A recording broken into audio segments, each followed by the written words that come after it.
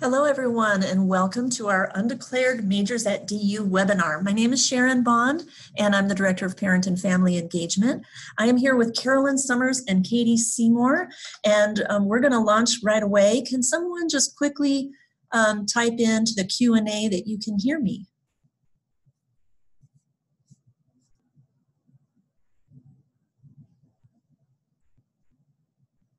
Excellent. Thank you very much for letting us know that we are being heard. And we will start off. And let me just make sure this is going to look right to everyone. Cool. Whoops. There we go. Okay. Take it away. Hi, welcome. I am Carolyn Summers. And of course, this is a bit foreign because I don't think you can see me and I definitely can't see you all. But what I do know is my background comes from within career and professional development. I'm the Assistant Director of Career and Professional Development and have spent the last decade and a half supporting students who are very much at that crossroad, trying to figure out who am I, what am I here to do, and how do I get there? And where I ultimately plug in, or where our office ultimately plugs in and working with undeclared students, is if we take a look at this image that's popping up, very much that's an archaeological dig. And when we look at the process of decision making and supporting students who are in that space of exploration or not knowing, that decision making process very much involves looking at one's interests, one's talents and strengths, one's values, even their personality. So when we connect with students, our approach very much is this excavation process and really helping them to unearth what those interests are, what those talents might be, the values and personality. And a big part of how we plug into that really is through the art of Socratic questioning and really building that rapport through one-on-one meetings and deeply getting to know our students. And through those kinds of questions, whether it's tapping into what have you most enjoyed, whether it was subjects they studied in high school, extracurricular activities, where it is they tend to spend their time. So even looking at social media, there are trends in the pages they follow or where they might be spending time with books or articles or podcasts or film, and starting to track where those interests might be, in addition to, again, what they might have studied in high school that brought them joy or for which they were really good at. So that excavation process is critical. Again, it comes through questions, but it also comes through looking at MyersBriggs, an interest inventory, or even Strengths Quest. So we have a variety of tools that would be within these career assessments, and where I don't necessarily see them as being the end-all be-all, as far as like, this is the answer, this is what you must do. Using these concrete tools like the Myers-Briggs personality assessment, the strong interest inventory, or the Strengths Finder really does concretely give a student some clarity around their talents, their interests, and personality. Where in being able to take that information, it's looking for what might be at the intersection, what might be the potential major or career paths that might align. And I kind of skipped ahead to a few slides. I'm going to go back for just a quick moment and just to point out that undeclared students or folks who are coming in not decided is actually a pretty common thing. And it's actually kind of a gift. And the reason being is there are plenty of students who come in saying, I know I want biology. I know I'm going to study anthropology. And that may be. But quite often as they start to get into those courses, they realize for whatever reason it's either not the right fit. It could be because of the content or the subject matter. It could be the level of difficulty or just not being engaged. And so quite often we find that over 60% of college students change their major at some point, and up to 3 times over the course of their college career, they will change their majors. And inherently, there's nothing wrong with that. I think coming in as a college student, you're very much still in that space of trying to bring clarity to what you like, what you're interested in, and what you're good at. And the beauty of the college experience and testing out these different courses and programs is that you get that opportunity to sort of explore and experiment with what might be a right fit academically. This image here, as you see, when I meet with our undeclared students, every year when they come in, there's over 100 that will attend a session with me talking with them about their plan here at DU and beyond. And I often show this image because I kind of joke with them saying, you probably have this idea that you're going to step into college, and this vision of where you stand now as a first year or transfer student from, going point A, starting off at DU, and what the vision is, point B, as some sort of straight line. And then I show them that universe's plans that ultimately has these peaks and valleys and curves and turns where you never know what might end up influencing a turn of direction. It could be they end up in some course. I think back to a student who I met that came into DU knowing for sure she wanted to study journalism and was just dead set on that. And she ends up in this FSUM course with Scott Phillips, Professor Scott Phillips, teaching wrongful conviction. And it had totally opened her world to this criminal justice system and folks who have been wrongfully convicted. And it totally lit a fire in her for an area of study she had never thought about. And it led to her switching from a focus on journalism and going down the route of criminology. That professor ended up cluing her into an internship opportunity, the name of which I think it was called Towards Justice. Towards Justice was the nonprofit. She ended up getting that experience, and it just opened the door in ways that she would not have maybe envisioned coming into college. And so trying to encourage students to keep that open mind, that you never know. You might go to sit in a documentary on some weekend that clues you into some topic about sustainability or human trafficking, and before you know it, that's lit a fire in you. So there's this process of, coaching students and staying open to that journey of what they're going to learn about themselves, what they're going to learn through coursework, through residential life, through faculty and extracurricular activities. So it's just a frame of mind that I try to instill with students to kind of keep them open to new information that might be gleaned from different experiences and how that might shift their decision-making academically, professionally, and of course personally for their life long. Other ways that we end up plugging in, if we're thinking about this decision making as a process for figuring out what's the academic path, what's even career, if so much of that decision making process is about taking in information not just about yourself, the interests, the values, personality, etc., then it's also even knowing what is available to you. What are the different pathways that exist? We have an incredibly robust linkage of alumni. And one platform that we find connection to those alumni is through Pioneer Connect. And so you should see the screen before you.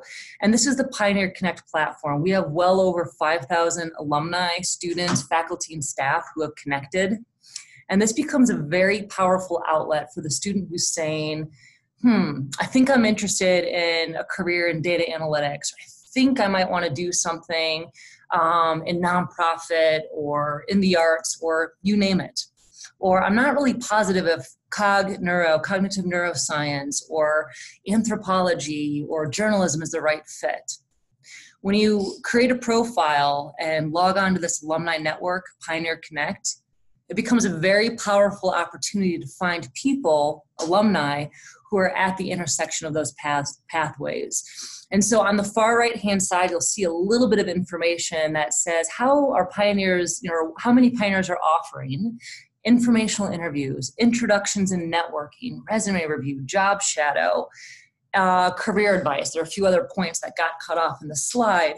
But the point is, this network that alumni have opted into has been created where students can go find an alum that is willing to go grab a cup of coffee or have a phone call and sort of open that conversation to help the student learn more about how did you get to where you are? What was your journey into becoming a criminal defense lawyer or doing something in food science or you name it.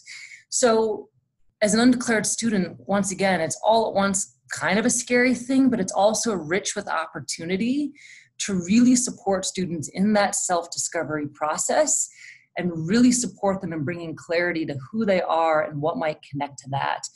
This platform of Pioneer Connect becomes that practical tool and outlet to connect with humans and have that human connection to our alumni who can help share their stories and maybe illuminate from students what those possibilities are. And for what it's worth, you never know. Quite often that turns into a potential internship, job shadow, or other professional development opportunities.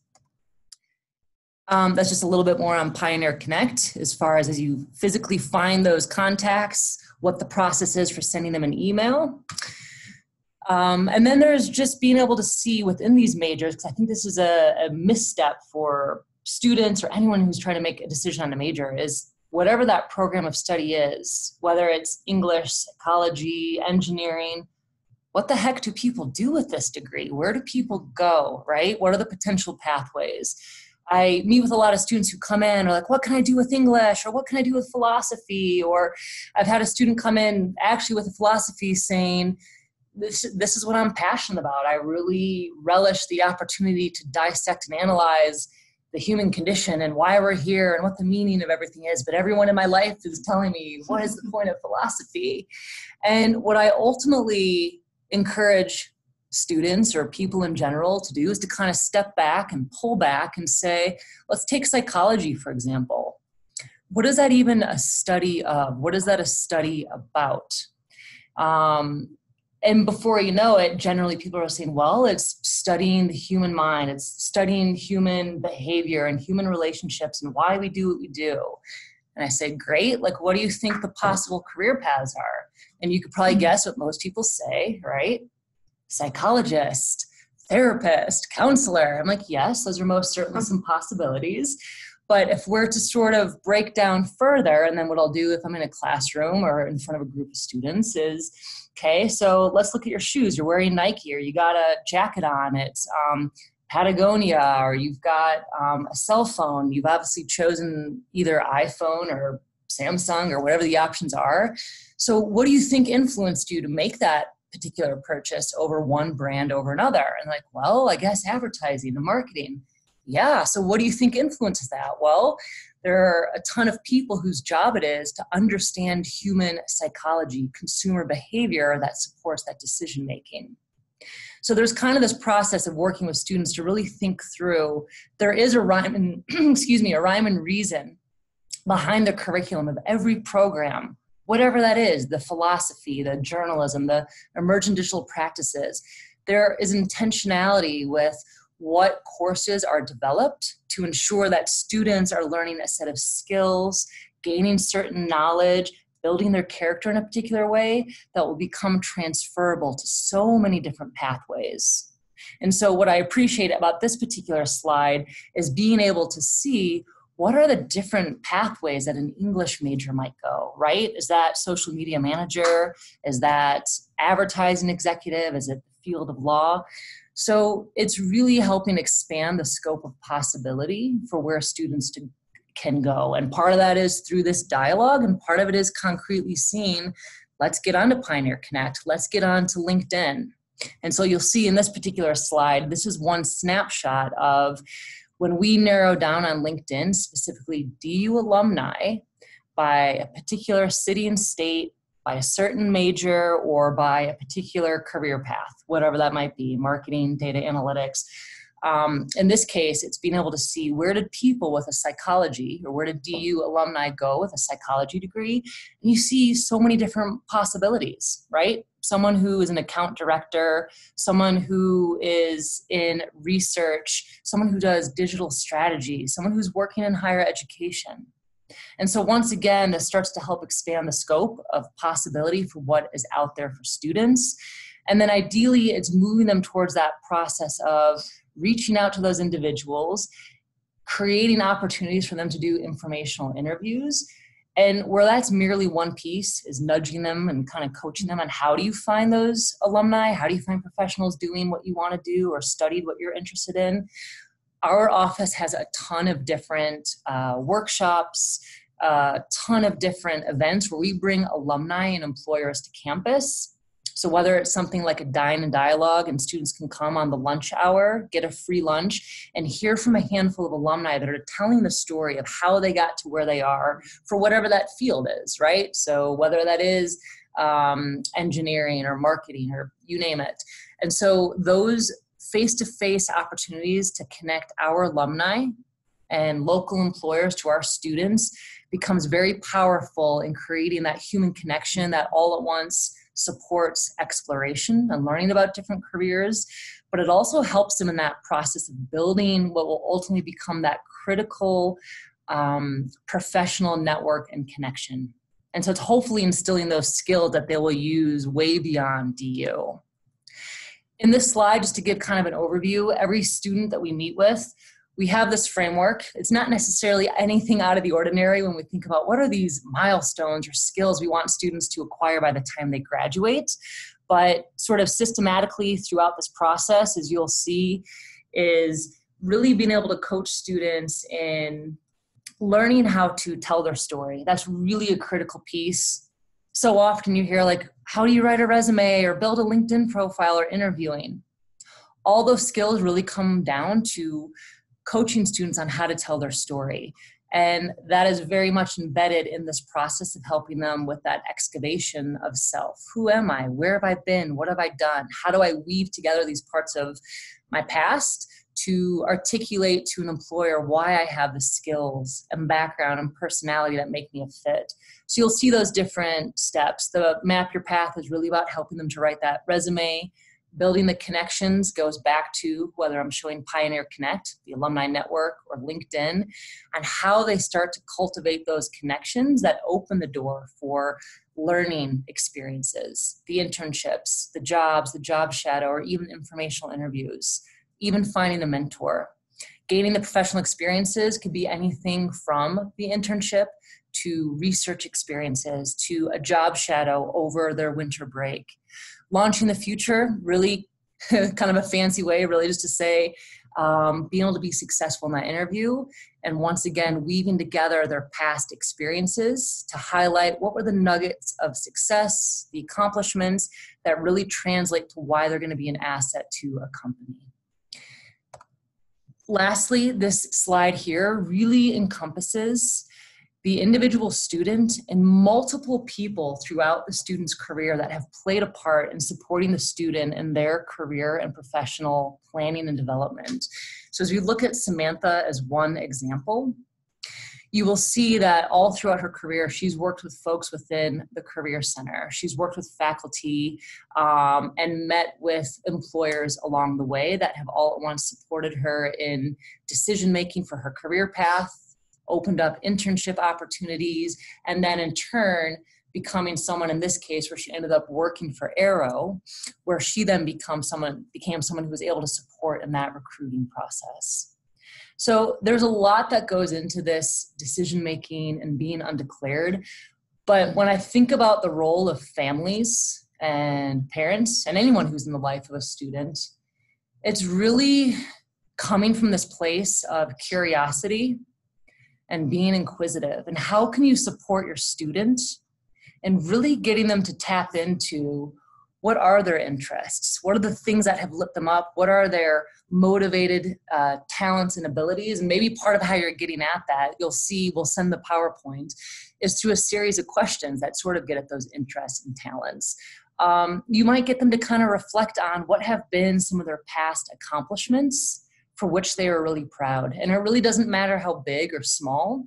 It could be, it took them 2 years of personal training to finally make the soccer team because maybe they didn't make it their freshman year of high school. Or maybe when they were a kid, they held a lemonade stand and there was something they were so proud about that, and trying to get to the essence of those unique accomplishments they identify, and all at once pulling out what are the common threads and themes of their abilities for which they're particularly motivated, the things that they get excited about, and sort of help nurture their own self-curiosity and that which is out there in academic world, right, here at DU, and then even thinking about a little bit of a nerdy question, but, if fear of failure or money weren't a factor, what is it you would go and pursue?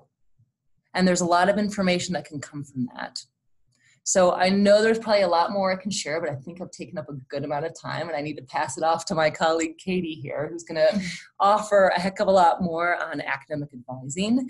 But what I will say is I'm always available for any questions you have, but I would almost actually encourage more so that you pass it over to your student to reach out. My style is very much, hey, let's go for a cup of coffee, let's go for a walk, or whatever their style is. It's more really first trying to build rapport with the student and getting to know them and their needs. So thank you. I'm going to pass it on to Katie.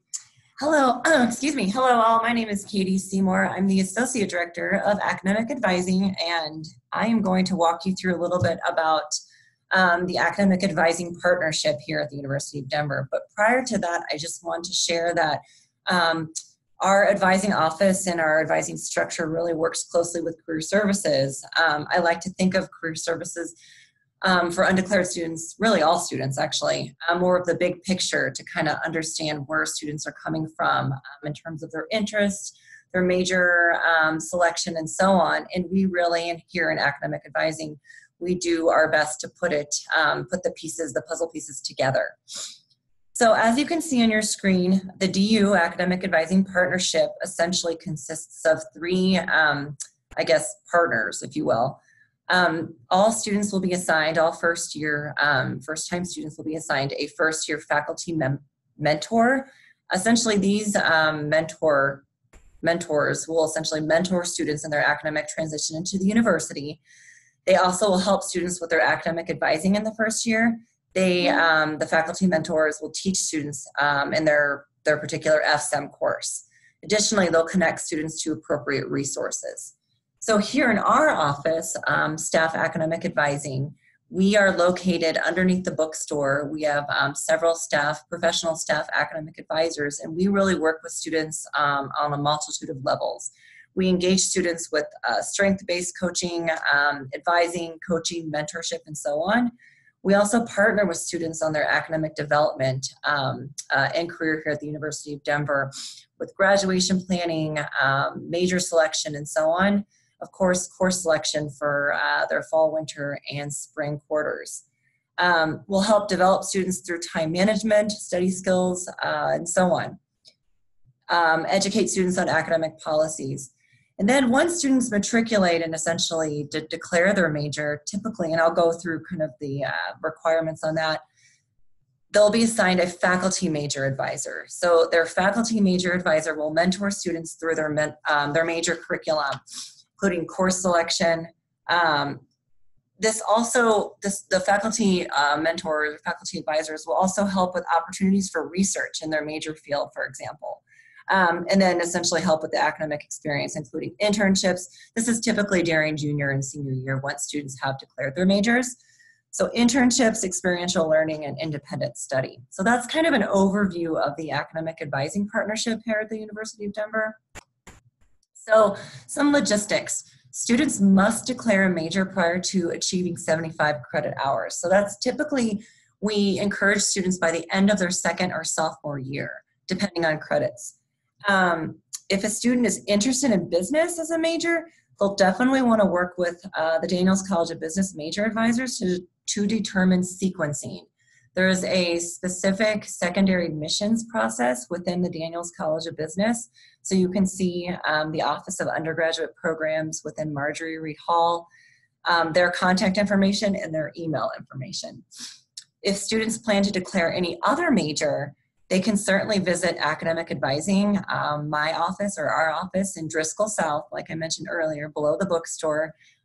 They can contact us. The phone number is listed in this webinar and that screen right there. And then there's the email address for additional information.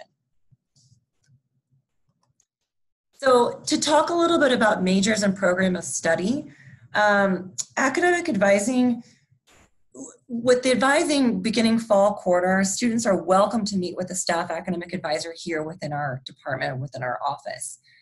There's a variety of ways students can schedule an appointment via Pioneer Web or certainly calling the office. But our professional advisors work with students on an array of things I mentioned earlier, but specifically common curriculum, academic policies, academic coaching, and then we provide additional resources, and we can certainly refer students anywhere essentially they any additional resource here on campus.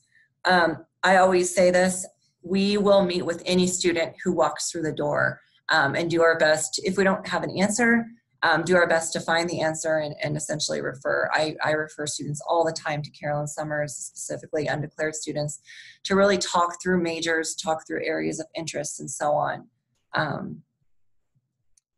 Within advising and major options, it's important for students to start thinking about their options during their first year. Many times students can do this by taking the common curriculum or common core classes. I encourage students to take, within the common core, common curriculum, there's a variety of classes that, liberal arts courses that might be interesting to students. So I suggest take a psychology class that might be interesting to you if a student is interested in psychology, for example. That particular class may satisfy a common core, common curriculum class, which is great. If not, it's okay. Students need around, undeclared students or Bachelor of Arts students, even Bachelor of Science students, needs around 60 credits of electives. So this is really a great time for students to start exploring, start looking at the liberal arts education and really, find what their interests truly are. I've added a link here to the undergraduate bulletin. You can certainly search the DU Undergraduate Bulletin 2019-2020 for a list of all the majors and minors within the University of Denver. This is a great area for students to start exploring, understanding what's offered here at DU and how they can combine and tailor their major and minor or minors, depending on what they study. So that's what we have right now. We're going to open this up to questions at this point. And let's see. So we'll just be taking a scan through some of the questions and starting to review some of those. All right, so can we just declare majors or do we need to apply and be admitted? I'm thinking that this is related to, well, there's two things I can answer here. For students who are declaring business as a major, who are interested in business as a major, they will want to work with the Daniels College of Business major advisors in order to understand that declaration process and that process, essentially, their secondary admissions process. For any other student, it's important within the natural science and mathematics, for example, specifically, if they're interested in any sort of science degree, engineering degree, any sort of STEM major, they don't need to necessarily declare in the beginning, but it is something they'll want to track if it is a science sequence, for example. Hopefully that answered that question. So I think these are more related to you. Okay. Let's see. I'm a transfer student with 74 credits and undecided. I'm worried I won't be able to explore. Do you want to take that? Yeah. Honestly, what I would say now, you have access to our services. This is Carolyn Summers, by the way, career advisor speaking. I would say I would point your student in my direction now, and why not get the conversation started? And I can work with your student to start to do some of that exploratory work around their interests, their talents, personality, values, and what could be at the intersection as far as major and even potential career paths. I think our email is on this PowerPoint, but I'll just say it out loud. It's carolyn.summers@du.edu. And then it should be somewhere in the PowerPoint, but we'll be sure to get that sent out. But yeah, I would say direct your student to me and I'd be happy to work with them this summer. Okay, so there's another question regarding business, political science, history, and law. That's great. That's a great combination. So with business, it's important to work closely with the business major advisors. However, there is flexibility within the first year, specifically the first quarter, to explore all of those things. So for example, students can take the Intro to Business course, a common curriculum course, perhaps a political science class, let's see, what else, law, and so on. So absolutely, it's a good idea to track your initial thought with business, but then, certainly you can explore in those other areas. And so it sounds like, so some of you have some current students here. That's pretty exciting. And it's true, sometimes despite how much we are sharing about the existence of career and professional development in our services, it doesn't always get through. So Pioneer Connect, I would say the best way to access it, because there are going to be a few other resources, is du.edu/career. du.edu/career. And on that website, when they click on the tab for students, that will allow them to access Pioneer Connect. And for current students, Pioneer Careers is another platform where students can find internships, jobs. It's where they can upload their resume, get review and kind of feedback on their resume process. So key place to go, du.edu/career, and that will give them access to the alumni platform called Pioneer Connect, the job search and internship search website called Pioneer Careers, which Pioneer Careers is also the platform where students would log on and schedule an appointment if they were looking for anything from exploratory, like undeclared, trying to choose a major type of appointment, to a resume review, to building out their LinkedIn profile, to interview skills. So Pioneer Careers is also where they would go to make that appointment. There's a question on, excuse me, approaching the registration process and choosing classes. So for an undeclared student or a student who has not chosen a major yet at this point, my suggestion would be to work closely with the first year seminar mentor that students will be meeting with during orientation week. And in that, the first year seminar mentor will walk through the 4 classes, for example, in which students will need to take. The first year seminar class is the very first writing class within the writing sequence of the year. And then the faculty member, first year seminar mentor, will help essentially understand what a student's interests are, how students can combine or tailor the common curriculum core classes with their major interests. So the percentage of common curriculum, it's a combination. So I would say the first year seminar is a common curriculum course. If a student is a business major, they would then tailor a business class within that particular quarter and so on. And then the other one's about career assessments. Okay. Okay, go for it. Right on. Yep. So there's a question about career assessments, whether that's the MyersBriggs, StrengthsFinder. Technically, yeah, they could schedule an appointment to take the MyersBriggs, but to actually get access to it, for starters, it is $20 per assessment. We do let students know if there's any financial barrier to being able to take those assessments. We can always defray the cost and eliminate that cost. But to complete the MyersBriggs or the interest inventory, they would call the front desk. The number, I believe, is the same as what is for academic advising. Mm-hmm. Yep. We field all the same phone calls for academic advising as we do for career services. So they would just let the front desk know that they're interested in taking the MyersBriggs or interest inventory. I mean, we probably have different schools of thought on that as far as like have them meet with a advisor first. I'm personally okay with a student taking that assessment because it becomes a baseline to work with. I know other advisors, my colleagues might say, have the student first, make an appointment and let's get to know each other. I don't think one way or the other is better or worse, but I would say the first step is to call the career center and say, I want to make that appointment. Or again, they can log on to Pioneer Careers to the scheduling tool to be able to make an appointment. And I would probably be the one who's popping up for the student as far as available appointments. There was a question about whether this session will be uploaded somewhere, if they can find it again later. And so Sharon will be sharing with you that answer. Yes, the webinar is being recorded and we're going to email that out to everyone. And also we will put that on the parents' website as well. Okay, there's a question about sessions during orientation that will introduce the students to the available services. Yes, absolutely. On the website, I can't think of the URL right now, the Discovery's website, there will be information, not so much. Let me hold off on that question and then go to the next one. I can also answer, what career test do you recommend? Do you recommend spending the money for the MyersBriggs?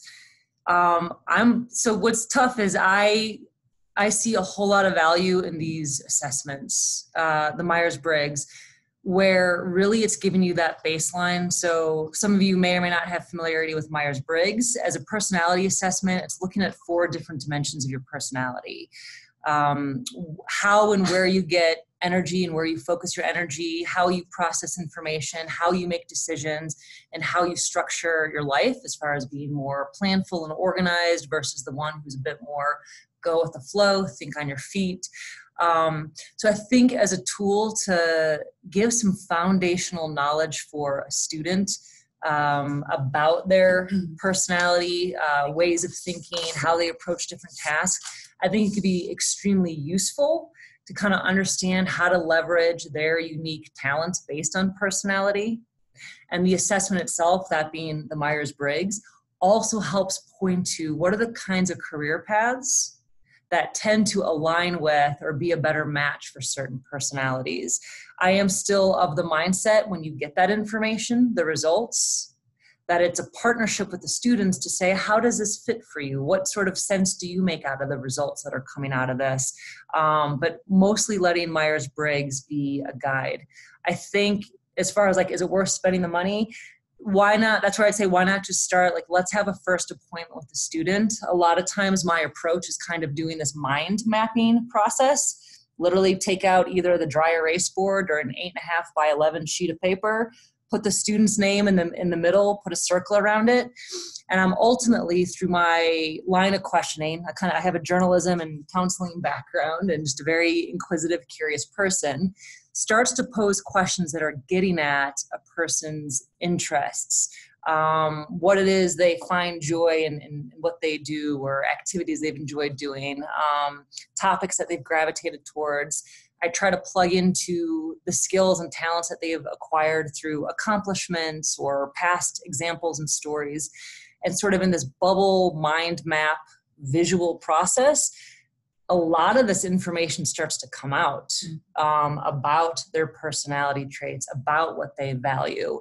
So honestly, I would almost say, and I'm probably contradicting myself a little bit from before, but I would say have them just come meet with me. And it doesn't have to be the super formal thing. I'm a pretty down-to-earth individual who's like, let's just get to know each other. So there we go. We have a few more questions that are here as well. Okay, so I have an answer to the sessions during orientation that will introduce students to the available services. Yes, there is a schedule right now online. If you go to www.du.edu/discoveries, and I think I can type that. Yeah. I'm typing this right now.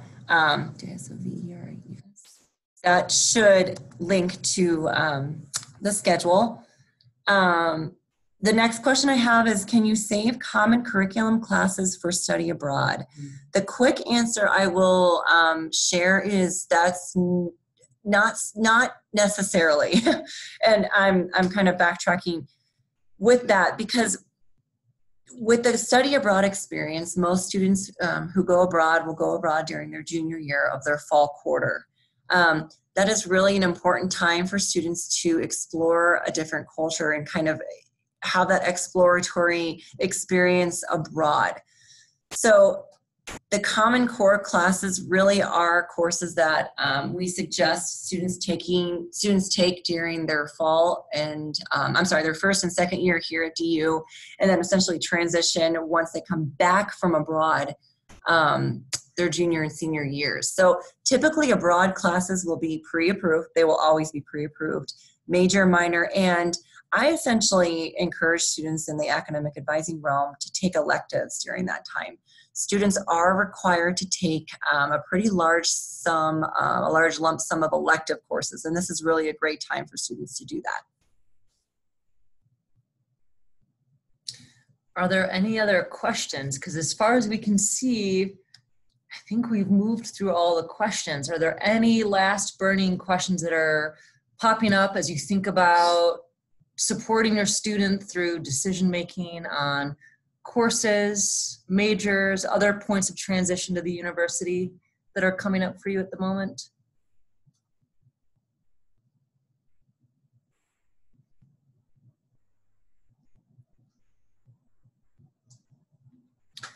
So ultimately, what the encouragement will be, and this is Carolyn speaking on the career counseling side, is I would just encourage, if you know your student's going to be making their journey to DU this fall, I would have them get in touch. For me, the summertime is a much slower time. As far as one-on-one appointments, it's very much a focus on program planning. So this could actually be an incredibly ideal time just to have your student reach out. We can do a phone session. We can, if they want more face-to-face, we could always do WhatsApp or Zoom or Skype if they want a visual. But I'd say just encourage them to get the ball rolling and to just reach out to start the conversation. And let that be the basis for them starting to explore what potential majors or careers might be an interest for them. And you'll see the email advising@du.edu is up on the screen right now. And then the 303-871-2455 academic advising/career services is the main number to call for the front desk. Students will be communicated to over the summer, as well as working very, very closely with academic advising, their first year seminar mentors during orientation week. So essentially, hopefully they'll have all the information they need. Our academic advisors will have drop-in hours and be available to students during that first week of class as well. Yeah. Okay. So very much looking forward to meeting you all, hopefully at some point, and no doubt very much looking forward to meeting your students. So thank you that you carved out time at this juncture in the day, wherever you are, right, in terms of time zone. Grateful that you were willing to participate, and until we meet, take care.